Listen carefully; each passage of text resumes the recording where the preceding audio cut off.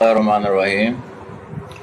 Electro engineering YouTube channel को subscribe करने का बहुत बहुत शुक्रिया। आप लोग इसको सब्सक्राइब करते हैं, इससे प्यार करते हैं, इसको लाइक भी करते हैं और ये वीडियोस दूसरों के साथ शेयर भी करते हैं। इसके लिए आप तमाम ख़वातीन हज़रात का शुक्रिया। चलिए आज की वीडियो शुरू करते हैं। आज की वीडियो का टॉपिक है purpose of reactor in outdoor PCB. आप जानते हैं आउटडोर पीसीबी के ऊपर नहीं लगा होता, ये एक साइड में लगा होता है, वहाँ से दो कनेक्शन आके पीसीबी पे लगे होते हैं, दो तारें। तो ये रिएक्टर होता है, बेसिकली ट्रांसफार्मर की शक्ल में होता है। इस रिएक्टर का कुछ मकसद है, इसका अच्छा खासा वजन होता है, ठीक है। तो इसका मकसद है आज हम जानेंगे, और दूसरा पीएफसी जानेंगे। पीएफसी क्या है, पावर फैक्टर प्रोडक्शन क्या है। तो चलिए आज की वीडियो शुरू करते हैं, आगे बढ़ते हैं। इन्वर्टर एसी आउटडोर यूनिट जो है, इसमें एक रिएक्टर लगता है, जैसा मैंने पहले बताया, इस शेप का होता है। इसका फंक्शन क्या है जनाब? पहली बात तो यह है कि अगर इसको मेयर करें तो चंद ओम रेजिस्टेंस होती है इसकी, सिर्फ अगर मल्टीमीटर से आप इसको मेयर करें तो। फिर इसका रोल क्या है? रोल इसका है फिल्टर सर्किट। जो एसी डीसी रिपल्स बनती हैं रेक्टिफायर के बाद, उनको स्मूथ डीसी में कन्वर्ट करना। ये देखिए यहाँ पर आप देखें, ये विदाउट रिएक्टर है, जो रिपल्स जो हैं रेक्टिफायर के बाद, और ये विद रिएक्टर है। देखिए आप किस हद तक मतलब जो है ना वो वेवफॉर्म अच्छी हो गई है as compare to this one, ठीक है। इसका रोल है सप्रेस रिपल्स रेक्टिफाइड जो पल्सेटिंग कंपोनेंट, रेक्टिफायर के बाद जो पल्सेटिंग कंपोनेंट है उसको स्मूथ आउट करना है, इसका काम है रिपल्स को। Improve the sine wave waveform, sine wave waveform जो है उसको भी इम्प्रूव कर देती है ये। अच्छा जी, ये तो हुआ इसके कॉमन फंक्शंस। अब इसके फॉल्ट क्या क्या आता है इसमें? ओपन सर्किट हो जाता है ये, अगर आप मीटर से चेक करें तो आपको कंटिन्यूटी नहीं मिलती, या फिर इसमें लीकेज आ जाती है। इसके अंदर जो ई शेप की जो है ना इसके अंदर दी होती हैं कोर्स, वो जो है वाइब्रेट करने लगती हैं, वो आपस में इनकी बाइंडिंग और कोर के दरमियान में लीकेज आ जाती है। और फिर है बिग नॉइज। ये कोर्स जो होती हैं इसकी जब वो जंग खा जाती हैं तो वो वाइब्रेट करने लगती हैं, और इस वाइब्रेशन से अच्छी खासी आवाज़ पैदा होती है।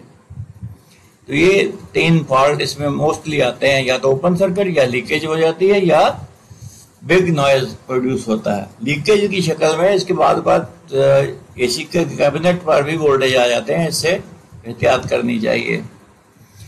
ये देखिए रिएक्टर का जो है इसका फंक्शन जो है, बेसिकली ये समझाने के लिए ये मैंने एक डायग्राम जो है वो ली है, जिस भाई ने भी बनाई है बहुत शुक्रिया उसका।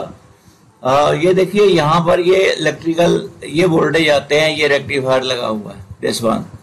इस रेक्टिफायर के बाद डीसी बनी, ये देखें एसी आई वेवफॉर्म, फिर ये रेक्टिफायर के बाद डीसी बन गई। इस जगह पर ये डीसी है, इस जगह पर, और फिर ये रिएक्टर आ गया येलो जो है।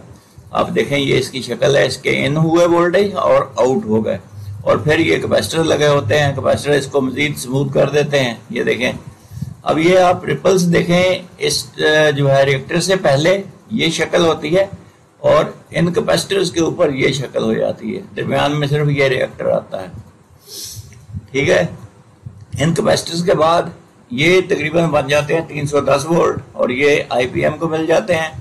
आईपीएम से ये 3 फेज पल्सेस जो है ये कंप्रेसर को मिल जाती हैं।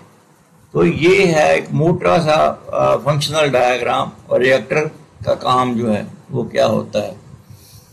आगे बढ़ते हैं। फॉल्ट और सिम्टम्स, जैसे मैंने पहले बताया कि ओपन सर्किट हो जाता है यूनिट में, सिम्टम क्या आएगा? नो पावर हो जाएगा यूनिट, पावर ऑन नहीं होगी।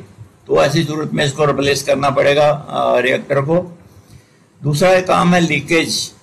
मैंने पहले बताया इसमें लीकेज अगर शुरू हो गई है तो आउटडोर की कैबिनेट के ऊपर भी वोल्टेज आ जाते हैं बाद, अगर वो प्रॉपरली ग्राउंडेड नहीं है तो। ऐसी सूरत में एहतियात करनी चाहिए اور اس کو بدل دینا چاہیے ریئیکٹر کو.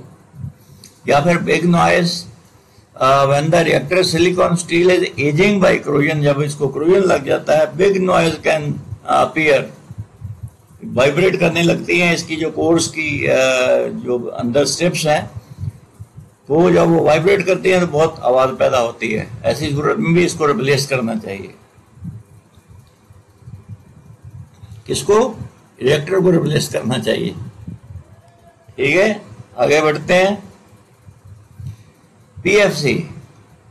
اب یہ پاور فیکٹر کریکشن یہ ہوتی کیا ہے؟ پہلے تو outdoor main board has a P F C module. This module is to convert 220 volt A C into 310 volt D C. یہ جو ہے 220 وولٹ اے سی کو 310 وولٹ ڈی سی میں کنورٹ کرتا ہے, اسموتھ آؤٹ کرتا ہے.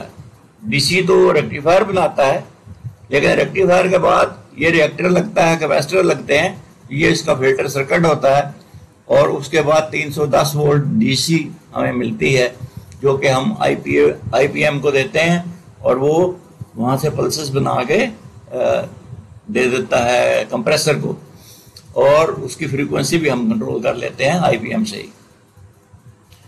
تو یہ اس طریقے سے ہوتا ہے. یہ جو ہے ریئیکٹر, یہ دیکھیں یہ اس کی 2 وائرز ہیں, ایک یہ وائر ہے ایک یہ وائر ہے, دس ون اور یہ دس ون. یہ آپ کے آؤٹ ڈور پی سی بی ہے, اس کے اوپر 2 تاریں آ کے اس کے اوپر لگ جاتی ہیں, کیونکہ پی سی بی کے اوپر اس کا وزن اچھا خاصا ہے, پی سی بی کے اوپر تو لگ نہیں سکتا, پی سی بی ٹوٹ جائے گی. لیکن ایسے باہر لگا کے اس کی 2 تاریں ایسے لگا کے اس میں اندر لگا دیتے ہیں, اور اس کا سرکٹ کمپلیٹ ہو جاتا ہے. اگر یہ آپ ریموو کر لیں سرکٹ سے یہ دونوں تاریں, تو آپ کا اے سی آن نہیں ہوگا, کیونکہ پاور ہی نہیں ملے گی اس کو. تو یہ تو تھا جناب پی ایف سی اور فلٹر سرکٹ اور ریئیکٹر کا کام, اس ریئیکٹر کا فنکشن. مجھے امید ہے آپ کو یہ ویڈیو پسند آئی ہوگی. سبسکرائب تو آپ نے کر دیا ہوگا چینل کو, اگر نہیں کیا تو اب کر لیجئے, یہ بالکل فری ہے. لائک کیجئے, اس کو شیئر کیجئے, اور علم کو پھیلانے میں میری مدد کیجئے. اور یہ مدد آپ اسی صورت میں کر سکتے ہیں کہ آپ اس ویڈیو کو دوسروں کے ساتھ شیئر کریں, جتنا بھی آپ کر سکتے ہیں. یہ آپ کے لیے انشاءاللہ صدقہ جاریہ ہوگا. اگلی ویڈیو تک آپ سے اجازت چاہتا ہوں, اس وقت تک اللہ حافظ.